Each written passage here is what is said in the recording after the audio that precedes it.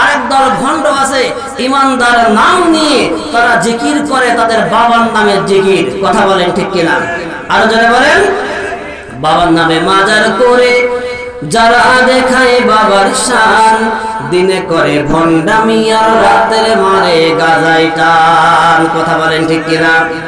সারাদিন বাবার নামে মাজারে বসে বসে আনন্দ উৎসব করে, আর রাত যখনই হয় গাজার কোলকে নিয়ে বসে। এরকম ভণ্ড বাংলার জমিনে আছে না নাই? নামাজ নাই রে, রোজা নাই রে, মাথায় জট পরা চুল, ওযু গোসল বাদ করিয়া বেশ ধরেছে অলিকুল।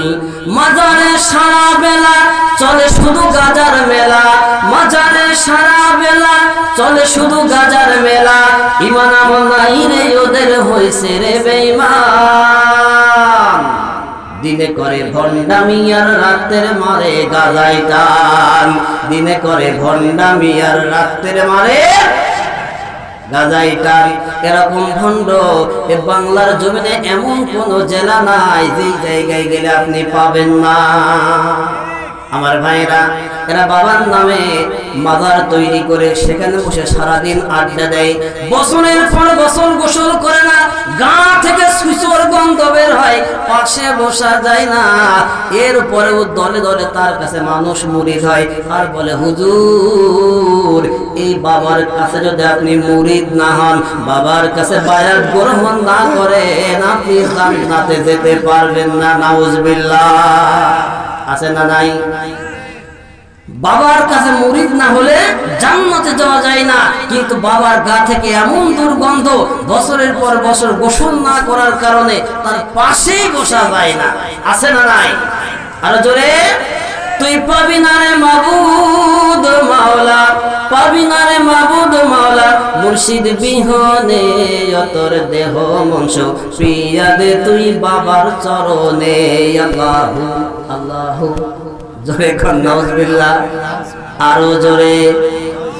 এরকম ভণ্ড এ বাংলার জমিনে আছে না নাই?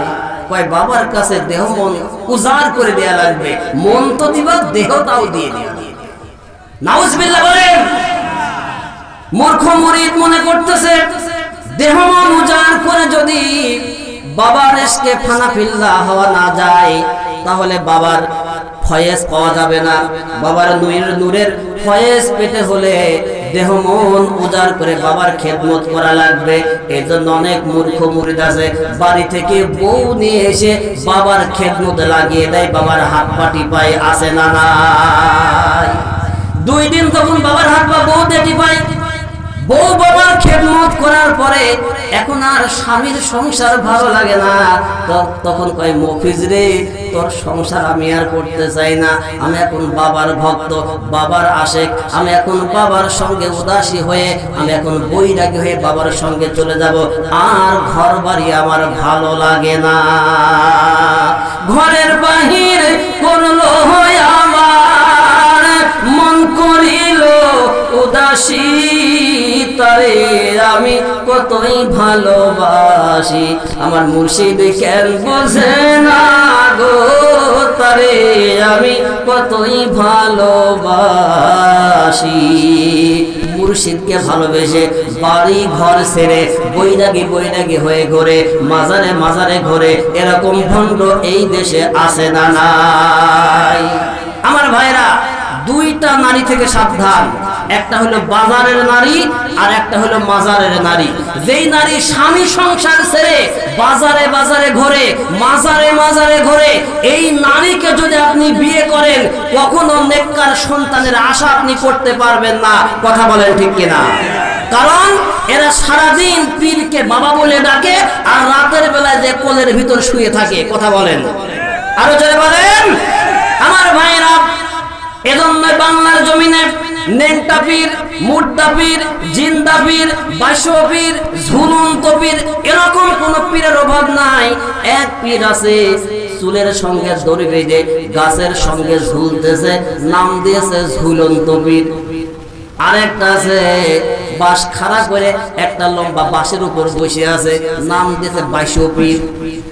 আরেকটা আছে 15 বছর গোসল করে না, একই বিছানায় শুয়ে আছে। মূর্খ মুরিদ মনে করতেছে একটা লোক একই বিছানায় 15 বছর কি করে শুয়ে থাকতে পারে, সুতরাং এটাই হলো তার কেরামতি।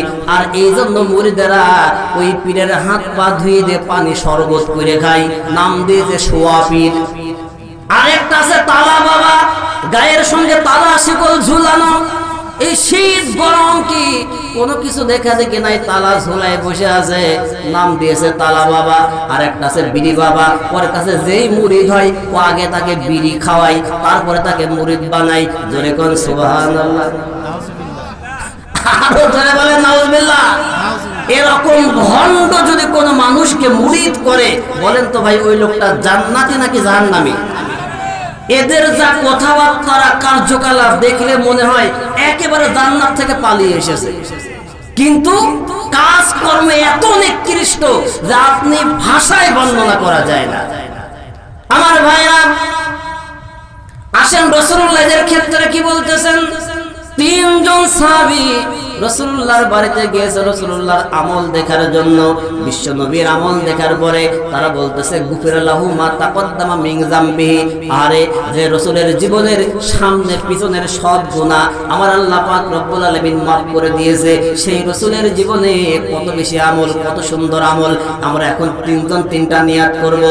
একজন নিয়াত করলো আমি সারা জীবন রাত জেগে জেগে নামাজ আদায় করব, কোনদিন রাতের বেলা ঘুমাবো না। 2 নাম্বার ব্যক্তি নিয়াত করলো আমি সারা জীবন রোজা পালন করব, জীবনে আর কোনোদিন রোজা ভাঙবো না। আর 3 নাম্বার ব্যক্তি নিয়াত করলো আমি সংসার ছেড়ে দিয়ে, স্ত্রী পুত্র ছেড়ে দিয়ে বৈরাগী হয়ে পথে পথে ঘুরবো, আর কোনোদিন সংসার করব না। এই 3 জন যখন 3টা নিয়াত করলো, 3টা সিদ্ধান্ত নিল, নবীজি আসার পরে এই 3 জনের কাছে এইবার নবীজির কাছে জানানো হলো, ওগো নবীজি, ওগো রাসূল, আপনার 3 জন সাহাবী 3 রকম 3টা সিদ্ধান্ত নিয়েছে। নবীজি তাদের কাছে এসে জিজ্ঞাসা করলেন, ও সাহাবীরা, তোমরা কি সেই সমস্ত সাহাবী যারা এরকম 3টা সিদ্ধান্ত নিয়েছো?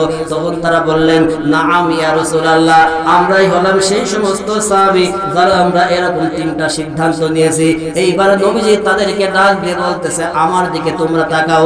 আম্মা আল্লাহি ইন্নী লিয়াখশাকুম লিল্লাহ, আমি তোমাদের থেকে আল্লাহ পাক রব্বুল আলামিনকে বেশি ভয় করি। ও আতকাকুম লাহু, এবং আনুগত্যের দিক থেকে আমি তোমাদের থেকে আল্লাহ পাক রব্বুল আলামিনের বেশি আনুগত্যশীল।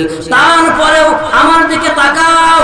লাকিন্নী আসুমু ওয়া আফতিরু, আমি সারা জীবন একটানা রোজা পালন করি না, আমি বছরের কিছু কিছু দিন রোজা রাখি না, রোজা ভেঙে দেই, আর কিছু কিছু দিন রোজা পালন করি। ওয়া উসাল্লি ওয়া আরকুদু, এবং সারা রাত জেগে জেগে আমি নামাজ আদায় করি না, রাতের কিছু অংশ আমি নামাজ পড়ি, আবার কিছু অংশ আমি ঘুমাই। ওয়া তাজাওয়াজুন নিসা, আর আমার স্ত্রী সন্তান ছেলে মেয়ে সবাই আছে, আমি স্ত্রীদেরকে ছেড়ে দিয়ে বৈরাগী হয়ে যাই নাই, পথে পথে আমি ঘুরি নাই। তাহলে এবার তোমরা শোনো, আমার সাহাবী হওয়ার পরে কি করে তোমরা সংসার ছেড়ে দিয়ে বৈরাগী হয়ে চলে যাবা? সারা জীবন রোজা পালন করবা, সারা জীবন নামাজ পড়বা, ঘুমকে হারাম করে দিবা, এটা কেন করবা? আমি রাসূল হওয়ার পরে তো এমনটা করি নাই, তাহলে আমার সাহাবী হওয়ার পরে তোমরা কেন এমন সিদ্ধান্ত নিলে? এ কথা বলার পরে এইবার নবীজি তাদেরকে বলতেছে, আমার দিকে খেয়াল করো। ফামান রগিবান সুন্নতি ফালাইসা মিন্নি, যে ব্যক্তি আমার সুন্নাতের সাথে বিরাগ পোষণ করবে ওই লোকটা আমার দলভুক্ত হতে পারে না। তাহলে 3 জন ব্যক্তি তারা বলতেছে আমরা সারা জীবন নামাজ পড়বো, আরেকজন বলতেছে সারা জীবন রোজা পালন করব, আরেকজন বলতেছে আমি সংসার ধর্মই পালন করব না।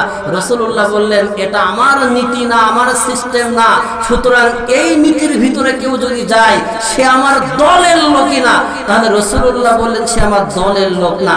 আর আপনারা দরবারে দরবারে ঘুরে বলতেছেন এই দরবারের মুরিদ যারা বিনা হিসাবে বেহেশত, তারা মনে হয় বেহেশত মামার বাড়ির আবদার। কথা কোন ঠিক কিনা? আর জোরে বলেন, এরকম ভণ্ড আছে না নাই?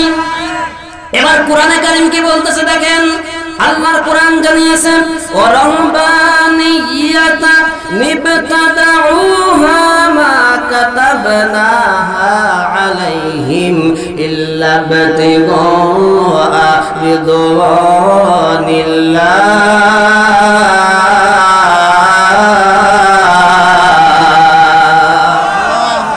সূরা হাদীদ 27 নম্বর আয়াতে কারিমা আল্লাহ পাক রব্বুল আলামিন জানিয়েছে ওরা যেই পথ বেছে নিয়েছে যেই পথ অবলম্বন করেছে আমি আল্লাহ পাক রব্বুল আলামিন এই পথ ওদের জন্য তৈরি করে দেই নাই ওরা নিজেরাই বাছাই করে নিয়েছে এরপরে আয়াতে কারিমার শেষ অংশে আল্লাহ পাক রব্বুল আলামিন জানিয়েছে ওয়া কাসীরুম মিনহুম ফাসিকুন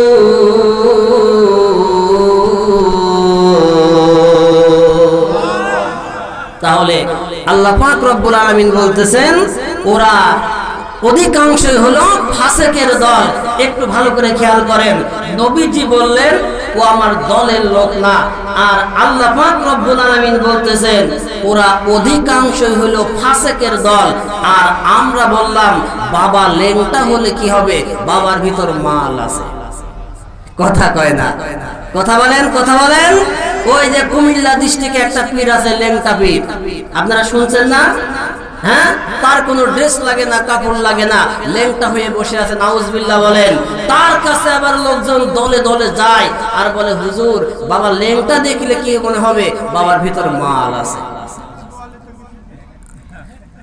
আমার ভাইরা তো এই জন্য ইমানদার বান্দা যারা তারা জিকির করে কার তাসবিহ পড়ে কার ইবাদত করে কার ভয় করে কার এজন্য ইমানদার বান্দা যেহেতু এক আল্লাহ ছাড়া পৃথিবীর কাউকে ভয় করে না কাউকে পরোয়া করে না সুতরাং এ নাটোরের লালপুরের মুসলমানরা আমরা আজকে এখান থেকে জানিয়ে দিতে চাই আমরা কখনো কোনো বাতিলকে ভয় করিনি আজও করছি না আগামী দিন পর্যন্ত ভয় করব না কিয়ামত চলে আসবে তবু কোনো বাতিলকে আমরা ভয় করব না কথা বলেন ঠিক কিনা